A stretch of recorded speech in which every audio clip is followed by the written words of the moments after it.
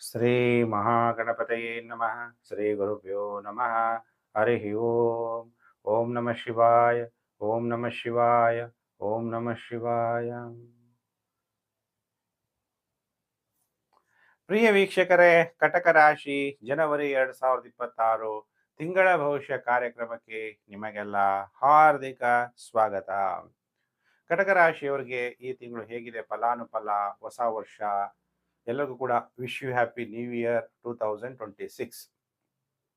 ಈ ತಿಂಗಳಲ್ಲಿ ಬಹಳ ವಿಶೇಷವಾಗಿ 2 ಜನವರಿ 2026 ಶಾಕಾಂಬರಿ ವ್ರತ ಶುಕ್ರವಾರ, 3/11/2026 ಬನಶಂಕರಿ ಪೂಜೆ, ಬನದ ಹುಣ್ಣಿಮೆ, 14/1/2026 ಧನುರ್ಮಾಸ ಪೂಜಾ ಸಮಾಪ್ತಿ, 25/1/2026 ರಥಸಪ್ತಮಿ.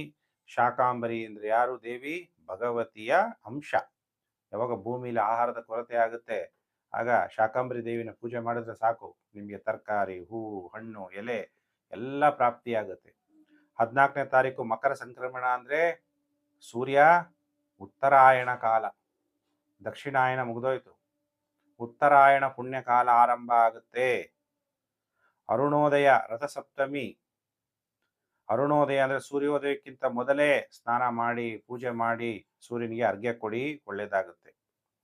ಹಾಗಾದ್ರೆ ಕಟಕ ರಾಶಿಯವರಿಗೆ ಈ ತಿಂಗಳು ಹೇಗಿದೆ? ಒಟ್ಟು 4 ಗ್ರಹಗಳು ನಿಮ್ಮ ಜನ್ಮ ರಾಶಿಗೆ 7ನೇ ಮನೆ ಸಂಚಾರ ಆಗ್ತಾರೆ. ಯಾರ್ಯಾರು? ಶುಕ್ರ, ಸೂರ್ಯ, ಕುಜ ಮತ್ತೆ ಬುಧ.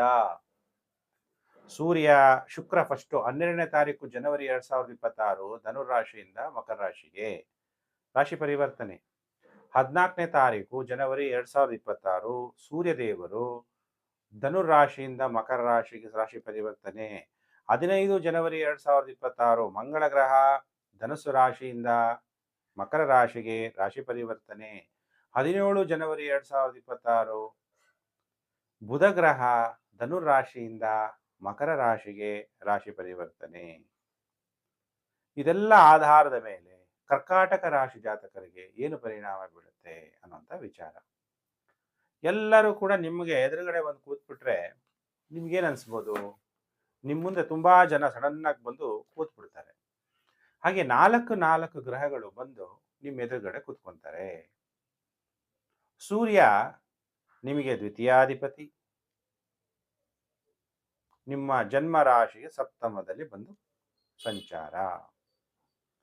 ಕರ್ಕಾಟಕ ರಾಶಿಯ ನಂತರ ಸಿಂಹರಾಶಿ. ಸಿಂಹರಾಶಿಯಾಧಿಪತಿಯಾದಂತಹ ಸೂರ್ಯ 14ನೇ ತಾರೀಕು ಮಕರ ರಾಶಿಗೆ ಪ್ರವೇಶ ಆಗ್ತಾನೆ. ನಿಮ್ಮ ಧನ ಎಲ್ಲಿಂದ ಬರುತ್ತೆ? ಪಾರ್ಟ್ನರ್ಶಿಪ್ ವ್ಯವಹಾರದಿಂದ ಧನ ಪ್ರಾಪ್ತಿ. ನಿಮ್ಮ ಸಂಗಾತಿಯ ಜೊತೆ ಕೂತು ನೀವು ವ್ಯವಹಾರ ಮಾಡಿದಾಗ ಅಭಿವೃದ್ಧಿ. ಸೂರ್ಯ ಅಂದ್ರೆ ಅಧಿಕಾರ.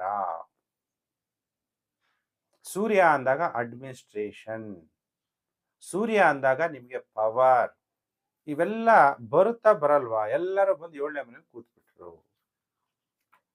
ಹಾಗಾದ್ರೆ ಆದಷ್ಟು ನೆಗೆಟಿವ್ ಎಫೆಕ್ಟ್ ಜಾಸ್ತಿ ಕಟಕ ರಾಶಿಯವರಿಗೆ.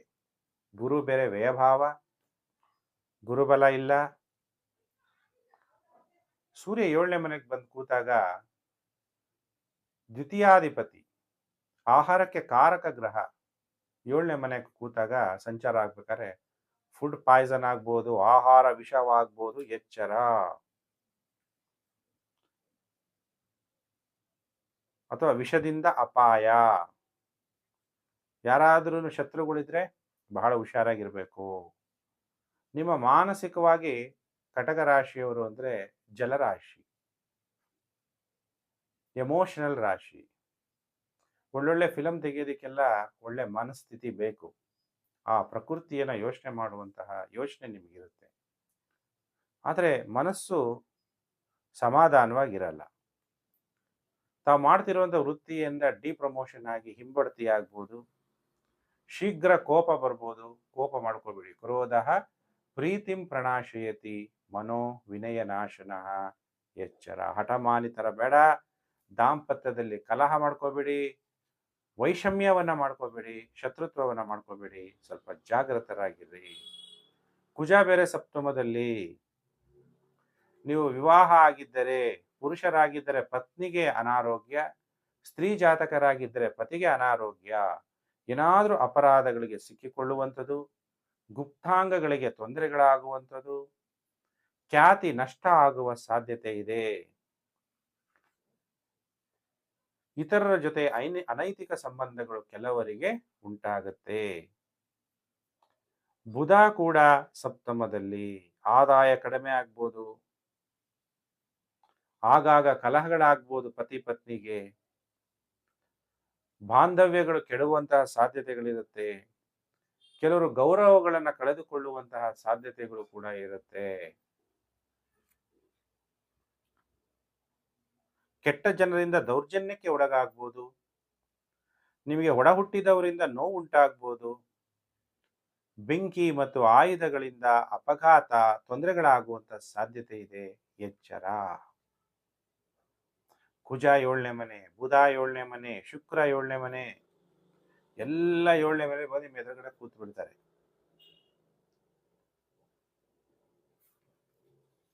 ಶುಕ್ರ ಗೋಚಾರದಲ್ಲಿ ಮಕರ ರಾಶಿ ಮಿತ್ರ ಕ್ಷೇತ್ರ ಆದ್ರೂ ಕೂಡ ಗೋಚಾರದಲ್ಲಿ ಸಪ್ತಮದಲ್ಲಿ ಬಂದಾಗ ನಡತೆ ಇಲ್ಲದ ಸ್ತ್ರೀ ಅಥವಾ ನಡತೆ ಇಲ್ಲದ ಪುರುಷನ ಜೊತೆ ಸೇರ್ಬೇಡಿ, ಬಹಳ ಎಚ್ಚರ.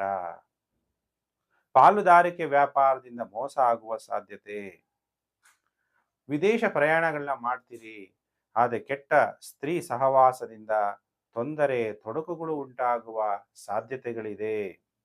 ಸ್ತ್ರೀ ಮೂಲಕ ಸಂಕಷ್ಟಗಳನ್ನು ಕೂಡ ಎದುರಿಸುವಂತಹ ಸಾಧ್ಯತೆ ಇದೆ, ಜಾಗ್ರತೆ. ಪ್ರಿಯ ವೀಕ್ಷಕರೇ, ನಿಮ್ಮೆಲ್ಲರಿಗೂ ಕೂಡ ಒಳ್ಳೇದಾಗ್ಲಿ. ಹಾಗಾದ್ರೆ ಏನು ಪರಿಹಾರ ಮಾಡ್ಕೊಂತೀರಿ? ಎಲ್ಲಾ ನೆಗೆಟಿವ್ ಎಫೆಕ್ಟ್ ಇದ್ದಾಗ ತಾಯಿ ಶಕ್ತಿ ದೇವತೆಯನ್ನ ನೀವು ಪೂಜೆ ಮಾಡಬೇಕು. ಕಾತ್ಯಾಯಿನಿ ಮಹಾಮಾಯೆ ಖಡ್ಗಭಾಣ ಧನುರ್ಧರೆ ಖಡ್ಗಧಾರಿಣಿ ಚಂಡಿ ಶ್ರೀ ದುರ್ಗಾದೇವಿ ನಮೋಸ್ತುತೆ ಮಂತ್ರ ಜಪ. ಇನ್ನೊಂದ್ಸಲ ಹೇಳ. ಕಾತ್ಯಾಯಿನಿ ಮಹಾಮಾಯೆ ಖಡ್ಗಭಾಣ ಧನುರ್ಧರೆ ಖಡ್ಗಧಾರಿಣಿ ಚಂಡಿ ಶ್ರೀ ದುರ್ಗಾದೇವಿ ನಮೋಸ್ತುತೆ ಈ ಮಂತ್ರ ಜಪ ಮಾಡಿ ದುರ್ಗಾದೇವಿ ದರ್ಶನ ಮಾಡಿ. ರಾಹುಕಾಲದಲ್ಲಿ ದುರ್ಗಾದೇವಿ ದರ್ಶನ ಮಾಡಿ. ಶಿವ ಸರ್ವಶಕ್ತಿವಂತ, ಕಣ್ಣಿಗೆ ಕಾಣಲ್ಲ, ಸದಾ ಶಾಶ್ವತ. ಓಂ ಶಾಶ್ವತಾಯ ನಮಃ ಅನ್ನುವಂತಹ ಮಂತ್ರ ಜಪ ಮಾಡಿ. ಶಿವನಿಗೆ ರುದ್ರಾಭಿಷೇಕವನ್ನು ಮಾಡಿಸಿ. ಇವೆಲ್ಲ ಮಾಡಿದ್ರೆ ನೆಗೆಟಿವ್ ಎಫೆಕ್ಟ್ ಕಮ್ಮಿ ಆಗುತ್ತೆ. ನಿಮಗೆಲ್ಲ ಒಳ್ಳೇದಾಗಲಿ ಅಂತೇಳಿ ದೇವರಲ್ಲಿ ಪ್ರಾರ್ಥನೆ ಮಾಡ್ತೀನಿ. ಓಂ ಸರ್ವೇಷಾಂ ಸ್ವಸ್ತಿರ್ಭವತು, ಸರ್ವೇಷಾಂ ಶಾಂತಿರ್ಭವತು, ಸರ್ವೇಷಾಂ ಪೂರ್ಣಂ ಭವಂತು, ಸರ್ವೇಷಾಂ ಮಂಗಲಂ ಭವಂತು. ಓಂ ಶಾಂತಿ ಶಾಂತಿ ಶಾಂತಿ. ಪ್ರಿಯ ವೀಕ್ಷಕರೇ, ನಿಮಗೆಲ್ಲ ಒಳ್ಳೇದಾಗಲಿ. ನಾನು ಮತ್ತೊಂದು ವಿಡಿಯೋದಲ್ಲಿ ನಾನು ನಿಮ್ಮನ್ನು ಭೇಟಿ ಮಾಡ್ತೀನಿ. ಸಮಸ್ತ ಲೋಕೋ ಸುಖಿನೋ ಭವಂತು. ವಿಡಿಯೋ ದಯವಿಟ್ಟು ಎಲ್ಲರೂ ಕೂಡ ಶೇರ್ ಮಾಡಿ. Facebook, WhatsApp group, Telegram group ಎಲ್ಲ ಕಡೆ ಶೇರ್ ಮಾಡಿ. ನಮಸ್ಕಾರ.